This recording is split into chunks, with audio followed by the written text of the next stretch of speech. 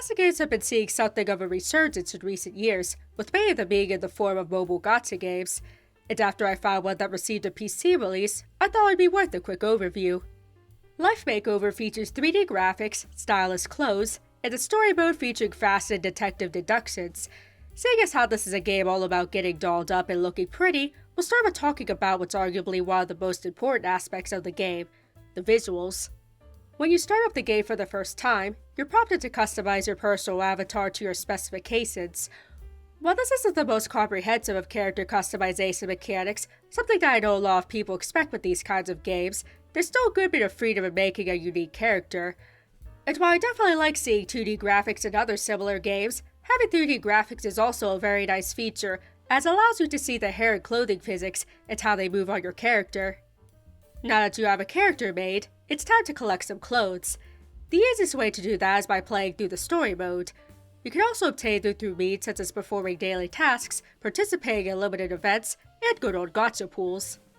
Something that I like about these fashion games with higher age ratings is that it allows for sexier styles of clothing. There's definitely an audience for these fashion games that aren't in the kids demographic, so it's cool to see games like this that are aimed towards older players, which is something that I don't really remember seeing back in the Adobe Flash days. Another aspect that a higher age rating brings to the table is darker narratives to the story, including attempted murder. I know that half of the story's gameplay involves your character performing detective work, but this game's story gets real intense very quickly. Admittingly, the writing isn't necessarily Ace Attorney levels of narrative or gameplay. There are a few sections where you investigate evidence and question persons of interest, but there's no penalty for getting anything wrong. You're just prompted to go back and select the right options. However, the story is good at building suspense and intensity, which definitely kept me hooked on seeing how each case would end. Until it inevitably becomes a bit of a grind trying to get all the clothing pieces you need or to make just one specific part, and then I take a break and forget about it. The dress-up gameplay is pretty typical of these kinds of games. You're prompted to put together an outfit that matches the prerequisites of the current challenge and are dressed accordingly. While you could make a stylish and carefully crafted look for yourself, there's also nothing stopping you from choosing any and all clothing pieces that are the highest rated of the categories you're being judged on. Outfit cohesion be damned. It's also kind of funny how you'll often be right in the middle of some intense drama in the story, then suddenly, it's time to play dress up. The most significant feature that this game brings is a life simulation aspect.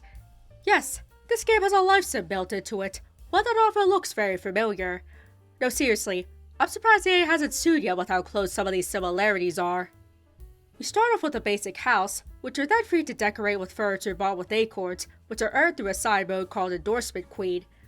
The life simulation isn't very complex, and you only have your hunger and hygiene to worry about. Even then, there are no consequences for neglecting those needs. Overall, it's pretty light on the life sim experience, and I think that's just fine. Even though there's a lot involved in terms of gameplay mechanics, I still think it's cool to have your own little customizable space to wander around in and interact with. Its more hands-off nature kind of makes me think of it as a more literal version of a virtual dollhouse. You can also have pets to play and pose with. While they do have more needs than people, again, there are no dire consequences if you don't play the game for a while. Which again, is fine by me. I had a pretty enjoyable time with Life Makeover during the dozen or so hours I played for this video. I know some people are iffy about games that feature gacha/loot box mechanics, and I completely understand why. While I don't like how grindy it is to play through the story, there's still a lot of fun to be had with the more casual dress-up gameplay, even if you choose not to spend any real-life money in the game. Really, if you're willing to be patient and play the slow burn route, you can still amass a pretty nice variety of clothes, even full sets. So if you like these kinds of games, this one is worth a look for sure.